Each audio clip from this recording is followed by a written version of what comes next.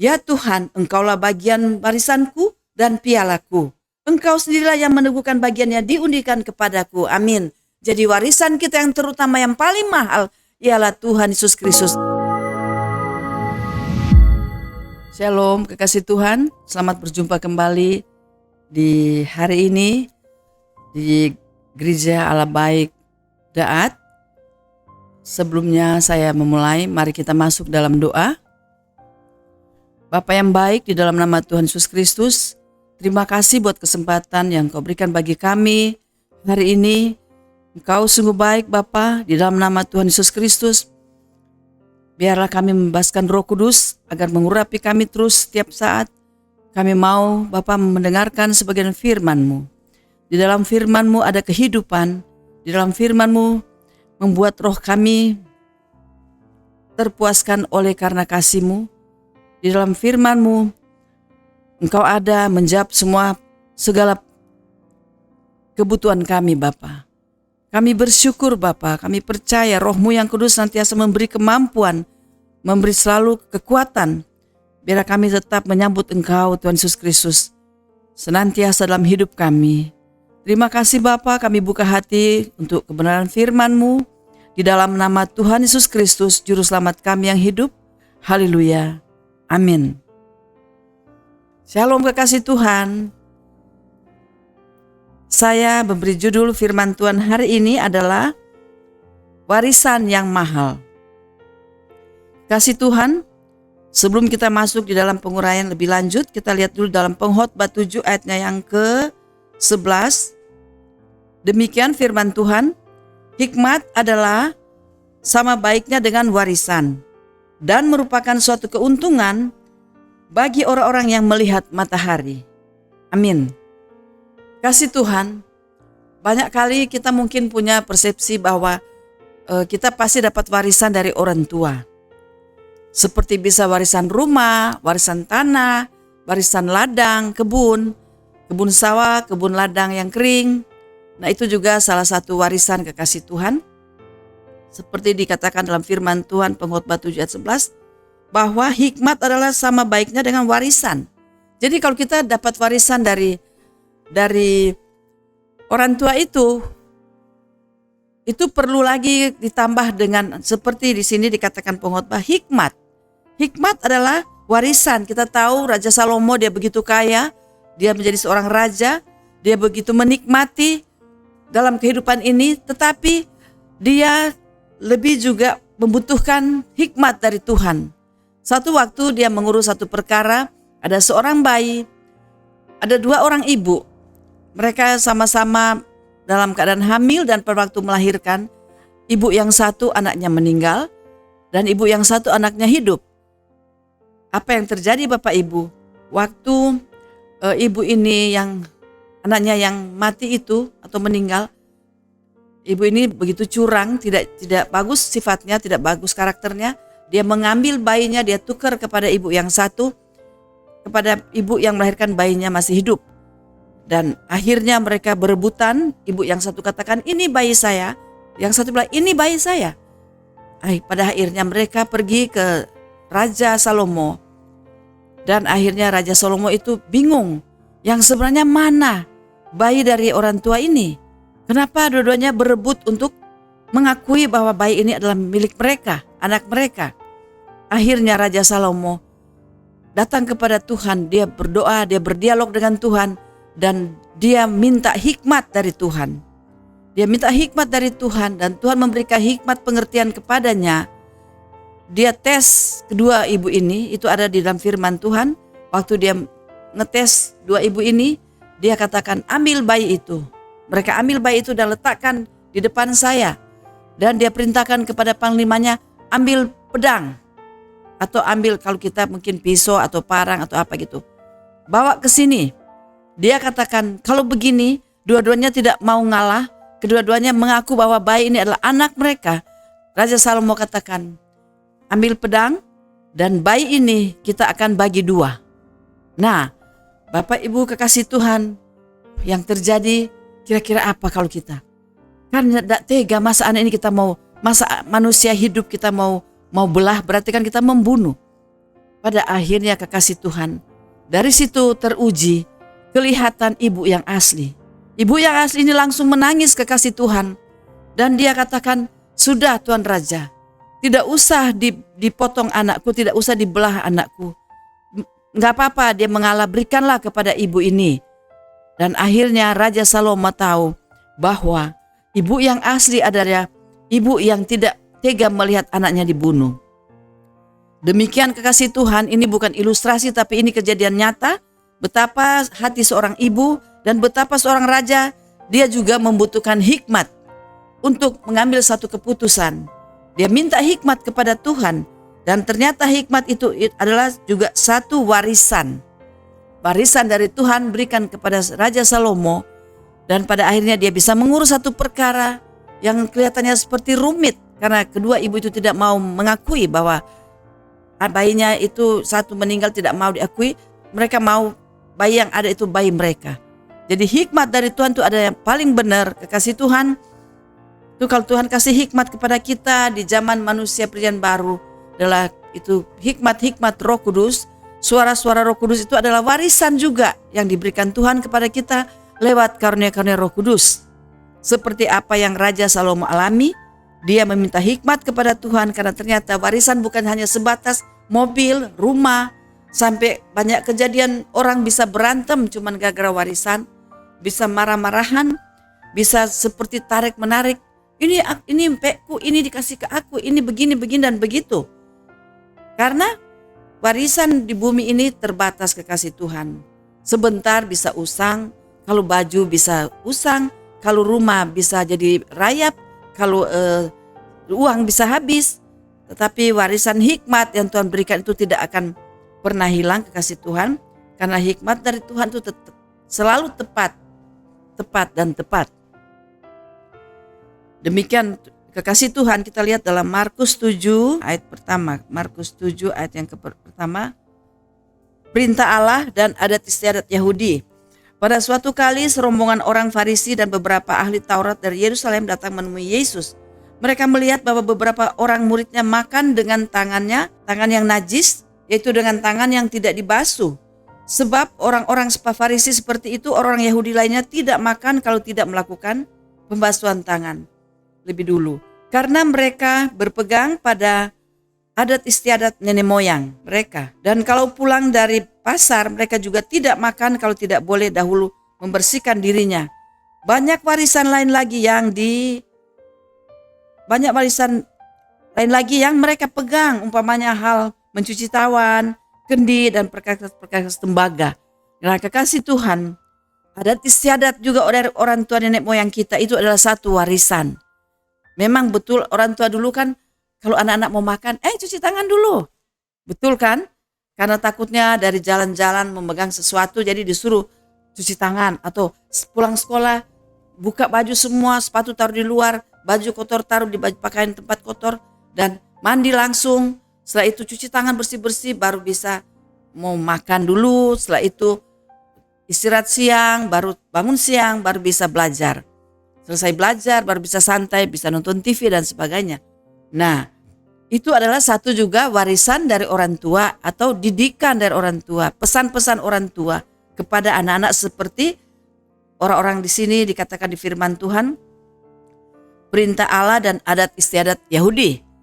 Nah, kasih Tuhan itu juga satu warisan yang diberikan kepada kita anak-anak Tuhan untuk kita melakukan seperti itu yang disuruhkan pada perintah-perintah Allah di zaman Taurat. 10 hukum Allah, 10 peraturan-peraturan yang dahulu di luar 10 hukum Allah. Itu adat istiadat nenek moyang.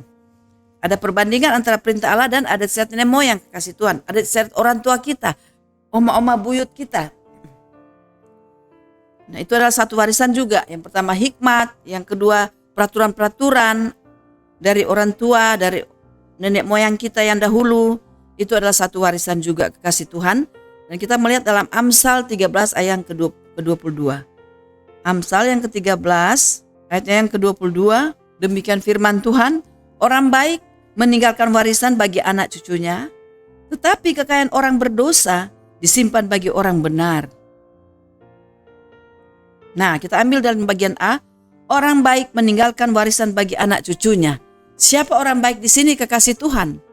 Orang baik di sini adalah orang tua. Orang tua yang memiliki anak, dia pasti memberikan warisan kepada anak-anaknya.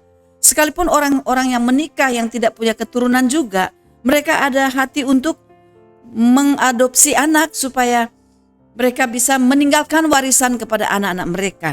Demikian dalam Amsal 13 ayat 22 dikatakan orang baik meninggalkan warisan bagi anaknya. Itu juga satu warisan seperti yang saya sudah bukakan tadi. Warisan memberikan apa kira-kira orang baik itu? Pastilah orang tua, karena di sini ada kata-kata orang baik meninggalkan warisan bagi anak cucunya. Nah di sini bagi anak berarti kan orang tua. Nah mereka wariskan apa biasanya?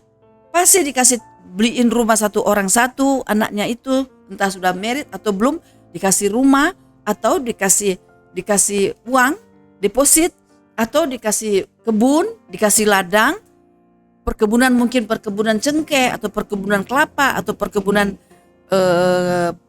pohon, kan banyak hasil bumi, tanaman-tanaman di dunia ini yang orang tua dulu mungkin sudah simpan hasil mereka bekerja.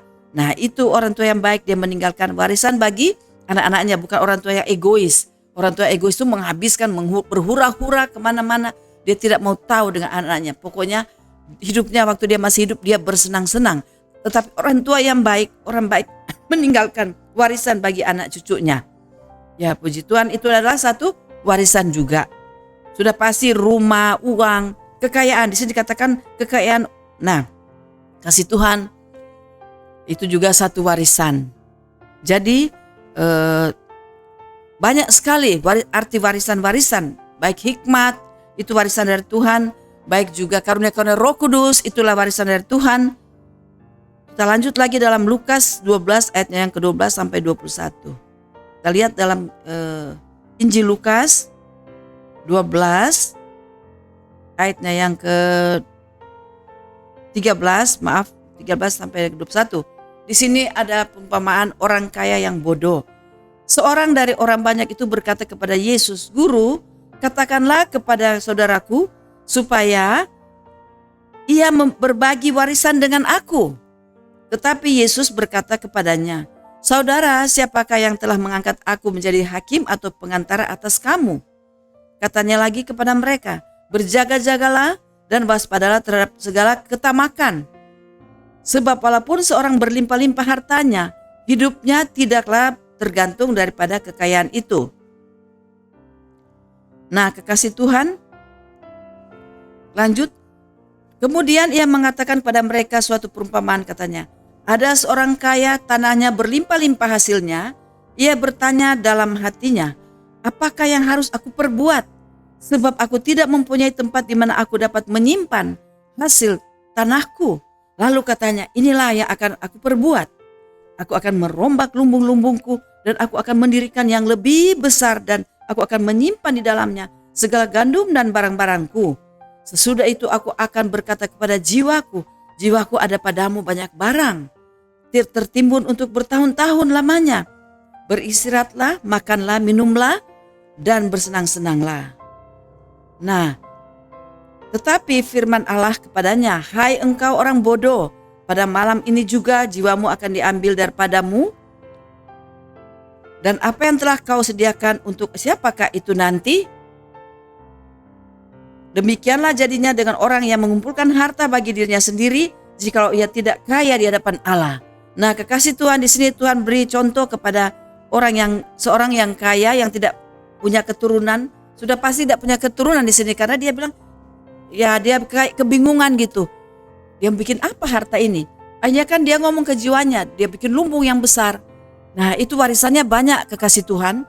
Dia gak tahu dia mau salurkan kemana. Kalau dia anak Tuhan yang kaya raya, pastikan dia tahu wariskan kemana.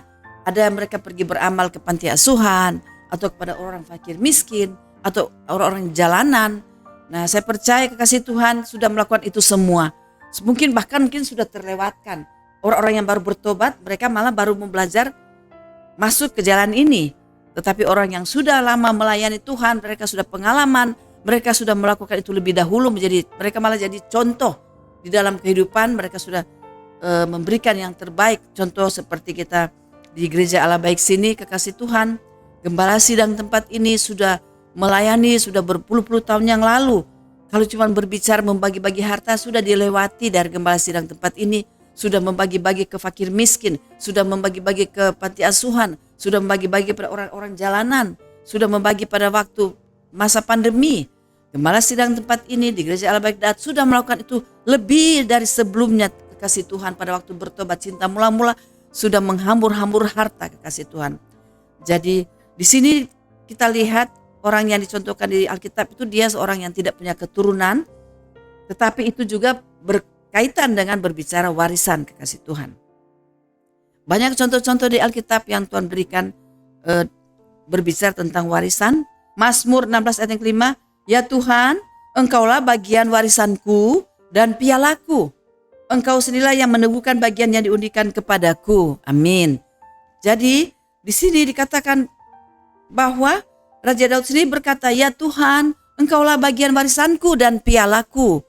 Jadi warisan yang sebenarnya adalah, yang jelas di sini dikatakan warisan yang sebenarnya. Ya kalau tadi kita berbicara warisan-warisan dan warisan adalah hikmat dan dari Tuhan itu warisan, karunia Roh Kudus adalah warisan, harta-harta juga yang kita miliki itu adalah warisan dari Tuhan semua. Memang melalui orang tua kita, opa, oma, buyut kita, engkong, emak kita, tetapi itu juga semua dari Tuhan.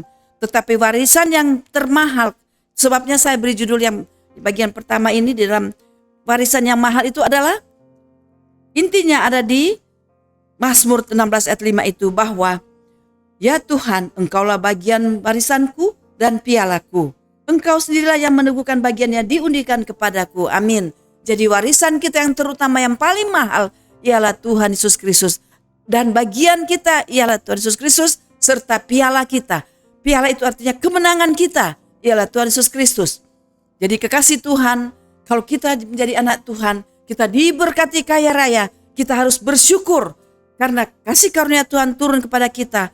Tuhan mempercayakan harta itu kepada kita, warisan-warisan itu. Karena Tuhan tahu, Tuhan mengenal persis orang-orang yang dipercayakan harta warisan. Dia tidak egois, dia tidak mementingkan diri sendiri, tetap dia mau berbagi kepada semua umat yang membutuhkan.